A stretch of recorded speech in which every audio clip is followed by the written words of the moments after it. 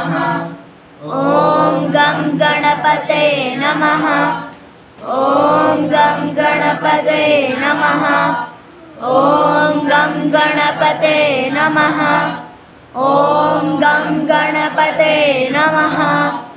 ఓం గం గణపతే నమః. ఓం గం గణపతే నమః. ఓం గం గణపతే నమః. ఓం గం గణపతే నమః. హనుమ పార్వతీపదే హర మహాదేవ. శంభో శంకర. వినాయకుడితో గుంజీలు తీస్తాం తెలుసా? గుంజీలు ఎందుకు తీస్తాం తెలుసా? ఒకసారి ఏమైందంటే వినాయకుడు వాళ్ళ మేనమామ ఎవరు విష్ణుమూర్తి వాళ్ళ ఇంటికి వెళ్ళాడు. ఇంట్లో బాగా బాగు చేస్తున్నాడు మీలాగేనని సరే తీసుకొని వెళ్ళాడు. అల్లుడు కదా వాళ్ళ ఇంటికి పడిపోయాడు. పడుకుపోతే వినాయకుడు ఏం చేశాడు, ఒక చోటు కూర్చోబెట్టాడు, తినడానికి ఏదో వచ్చాడు, తింటున్నాడు. చిన్నపిల్లాడు ఇలానే ఆడుకుంటున్నాడు, ఏదో తింటున్నాడు, అని చేస్తున్నాడు, కాల్ చేస్తున్నాడు. ఈ లోపలికి వెళ్ళి ఫ్రెష్ అవుదాం అని చెప్పి ఆయన చేతిలో ఏముంటుంది విష్ణుమూర్తికి? ఏ చక్రం? భూచక్రమా? చక్రమా? సుదర్శన చక్రమా? సుదర్శన చక్రం ఉంటుంది. ఆ సుదర్శన చక్రం ఒక టేబుల్ మీద పెట్టేసి లోపలికి ఫ్రెష్ అవుదామని వెళ్ళొస్తే ఈయన చూసి ఏమన్నాడు, తినే జంతికలు ఉంటాయి చూసారు రౌండ్ రౌండ్గా, అదనుకో లోపల వేసుకున్నాడు. లోకాలని సంహరించే సుదర్శన చక్రాన్ని వినాయకుడు తీసి నోట్ వేసుకున్నాడు, మింగేశాడు. అదేమైంది, కొరకడానికి రాదు కదా, ఆ రింగు రింగు అట్లా మింగేశాడు. లోపల ఉంటాయి. విష్ణుమూర్తి తయారీ లోపల విష్ణుమూర్తికి పిలుపు వచ్చింది. దేవతలందరూ స్వామి రాక్షసులు సతాయిస్తాం, తొందరండి కాపాడండి అని. ఈయన వచ్చి చూసుకుంటే లేదు ఇక్కడ. చూస్తే ఎక్కడ పోయింది నాయన, స్వామి ఇక్కడ పెట్టారు, ఏం చేసావు అంటే అదే తినేదనుకో లోపల వేసుకున్నా అని చెప్పాడు వినాయకుడు. ఏం చేశాడంటే దేవతల తరఫున పోయి రాక్షసుల్ని సంహరించే యొక్క సుదర్శన చక్రాన్ని తీసి నోట్లు వేసుకున్నాడు. ఈయనంత పవర్ఫుల్ చూడండి. తినేయటం అనుకున్నాడు వెపన్ని. అలా లోపల వేసుకున్నాక విష్ణుమూర్తికి అర్థం కాదు. విష్ణుమూర్తి ఎట్లైనా ఉపాయం అంటేనే విష్ణుమూర్తి కదా, ఎవరైనా కాపాడాలన్నా దేనికైనా ఉపాయం విష్ణుమూర్తి. అందుకని ఆయన ఏం చేశాడంటే రెండు చెవులు ఇలా పట్టుకొని వినాయకుడు ముందు ఇలా ఇలా ఇలా గుంజలు తీశాడు. అదేంటి మాయ కొత్తగా ఏదో చేస్తున్నాడు అని చెప్పి వినాయకుడు నవ్వొచ్చిందంట. నవ్వొచ్చి దగ్గంగానే పొలి మీద మనకు కొరబోతుంది సరే, తినేటప్పుడు నవ్వుతే ఏమొస్తుంది, కొరబోతుంది, లోపల నుంచి బయటికి వస్తుంది. అలా దగ్గాడు. దగ్గంగానే లోపల సుదర్శన చక్రం బయటపడి దగ్గేసరికి అది తీసి పెట్టుకున్నాడు, వెళ్ళిపోయాడు యుద్ధం చేయడానికి. అంటే గుంజీలు తీసిన వాళ్ళు ఫస్ట్ ఎవరు? సంప్రదాయం విష్ణుమూర్తి. అందుకని వినాయకుడి దగ్గర గుంజీలు తీస్తే ఏది కొరకు నవ్వుతాడంట పెద్దగా, అది పని చేస్తున్నాడు నా కోసం అని నవ్వి మనకి ఏది కావాలో అది ప్రసాదిస్తాడు. వినాయకుడు పెద్దవాళ్ళ దేవుడు కాదు, పిల్లల దేవుడు.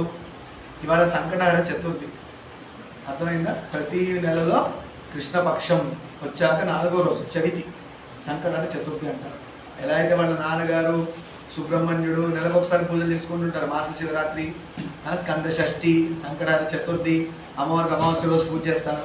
అలా వాళ్ళ ఫ్యామిలీలో 4 పూజలు చేసుకుంటుంటారు ఎవ్రీ మంత్. అలా విష్ణుమూర్తికి ఏకాదశి రోజున సత్యనారాయణ వ్రతం.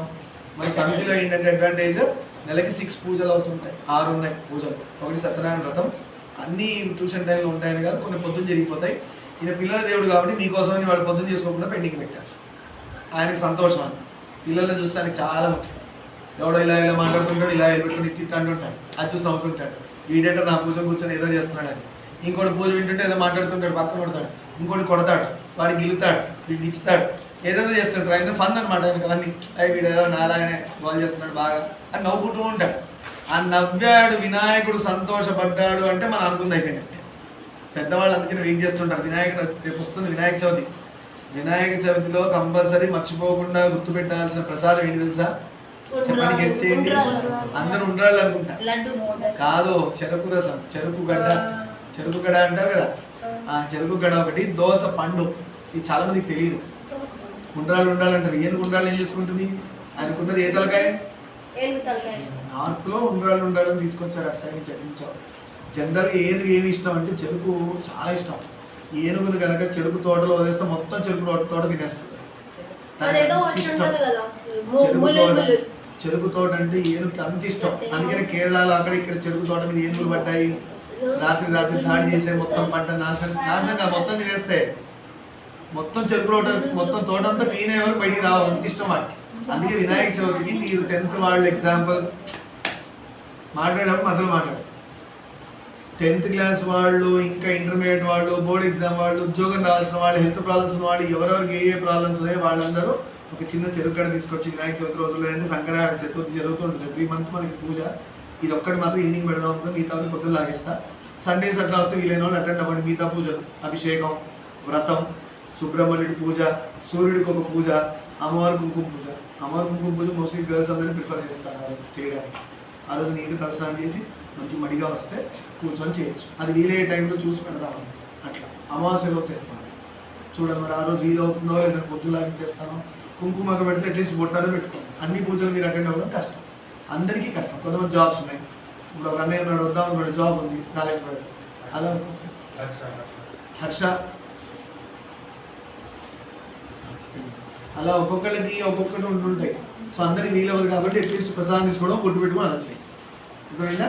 రేపు వచ్చే వినాయక చవితికి మర్చిపోకుండా మీకు ఏం కావాలో స్వామి వారికి చెప్పుకొని ఒక చెరుకు పెట్టడానికి నైవేద్యం పెడితే సరిపోతుంది. అర్థమైందా? ఇది అందరికి అర్థమైందా? జయ బలో గణేష్ మహారాజ్కి. ప్రసాదం వచ్చేసిందమ్మా.